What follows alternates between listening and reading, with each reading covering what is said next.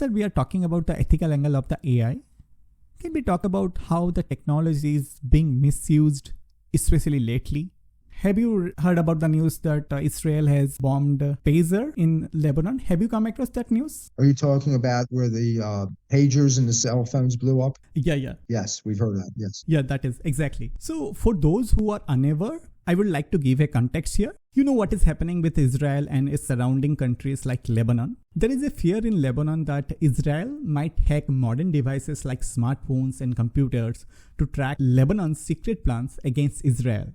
So to tackle that, Lebanon used to rely on outdated technology for communication, Right. such as pagers, walkie-talkies, which is not an IoT device, so it is immune to hack. But it has been alleged that Mossad, the intelligence service of Israel, visited the factory where these pagers were manufactured, which is apparently located in Taiwan, and somehow managed to implant a chip into those pagers. Then Lebanon purchased these pagers in large quantities, and this modification allowed Mossad for a remote short circuit of the lithium-ion batteries which is located inside that pager, and ultimately leading to the blast.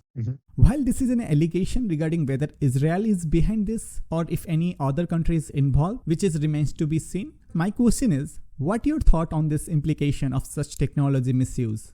Well, I think it's very interesting, and what went off in my mind is that it is a complete contrast from the way Israel has been handling Gaza.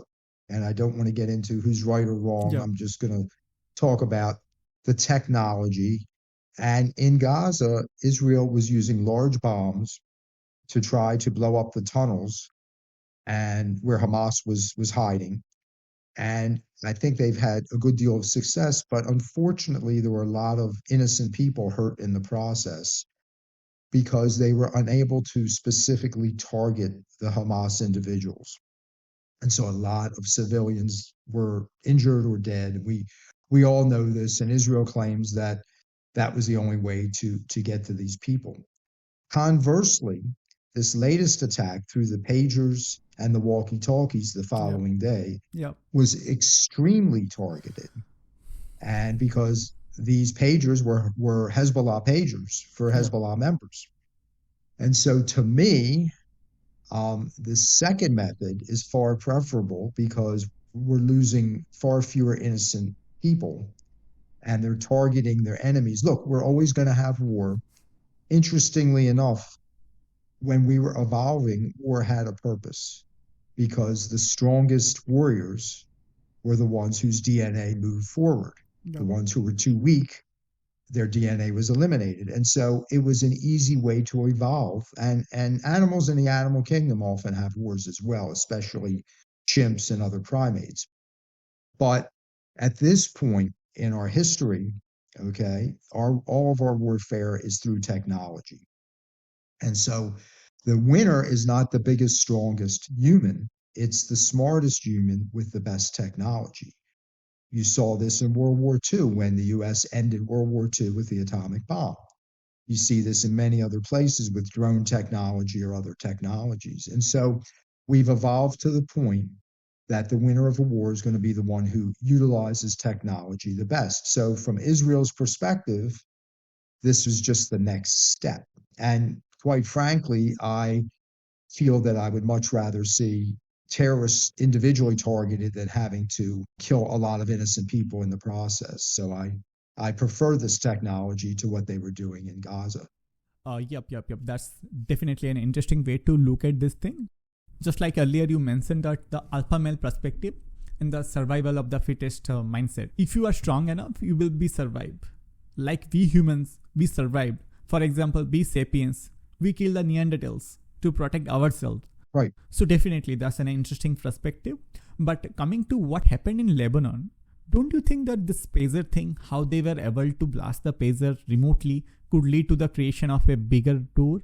Imagine if our smartphones, which have reached almost every part of the world, might already have the necessary chip to make them an IED, the improvised explosive device, that could be activated by someone far away in a certain situation. It's like every one of us is carrying an explosive device that could technically be exploded in certain situation by somebody. It is, but I don't know how things are where you live, but in the United States, we have people with guns. We have more guns in the United States than people, actually. It's amazing how many million guns there are. Hmm. And every day we have mass shootings in the United States. And so what we're talking about is one tool versus another tool for killing. I don't condone either one.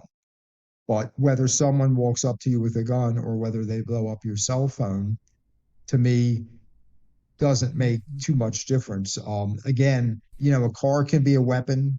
Yeah. People, there's weapons all over the place. I actually, in some ways, prefer this methodology because it's more targeted. In the US, when they have mass shootings, sometimes someone takes out 10 or 20 people just trying to get one. And of course, you heard Donald Trump was shot at not long ago, and someone else was killed in the process rather than him.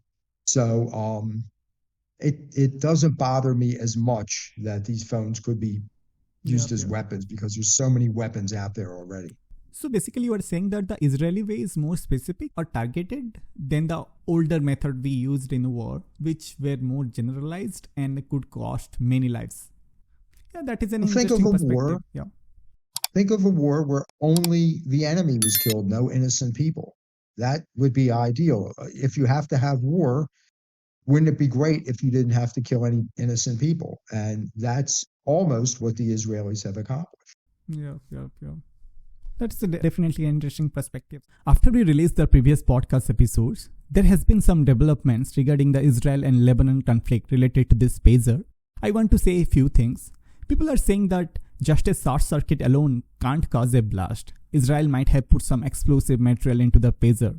Maybe that would be the case. So the lithium-ion battery alone can't be responsible for the blast. However, my point is that when we talk about the potential danger of smartphones becoming IED devices, improvised explosive devices, technically it may not be that big of a blast through the lithium-ion battery alone, but a lithium-ion battery explosion could still cause a significant damage.